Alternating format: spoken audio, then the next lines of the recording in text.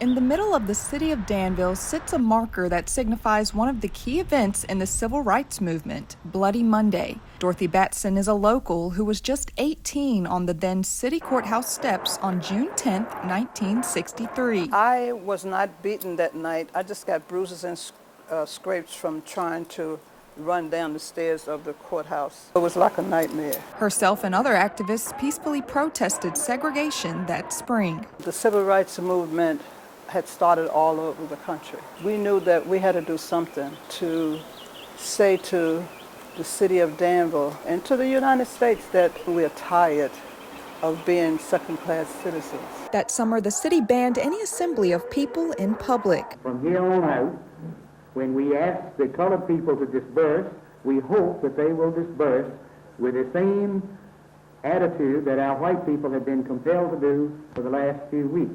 And in the event they do not, we're going to use whatever means are at our command to enforce this decision. On Bloody Monday, police clubbed and fire-hosed marchers, injuring 47 and arresting 60. Whenever we went out on the march, I don't think there was any fear in me.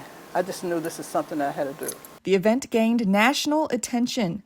Dr. Martin Luther King visited Danville on July 11th to show support. Dr. King had said one time he had been all over the South, but this was the worst that he had seen, the police act. I've seen some brutal things on the part of policemen all across the South in our struggle, but very seldom, if ever, have I heard of a police force being as brutal and vicious as the police force here in Danville, Virginia. She met Martin Luther King Jr. many times and led his SCLC program in Danville. And I recently had someone to tell me that they were very grateful that I taught their mom how to read and write before she left this planet.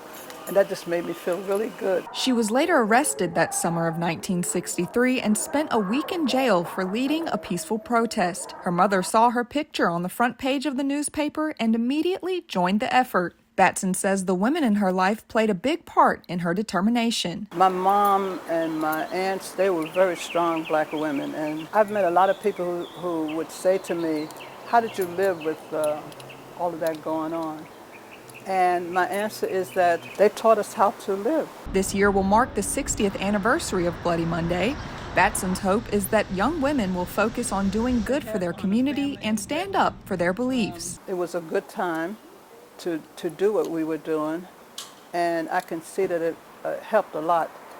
We've come a long ways, but we've got a long ways to go. In Danville, Michaela Shelton, WDBJ 7.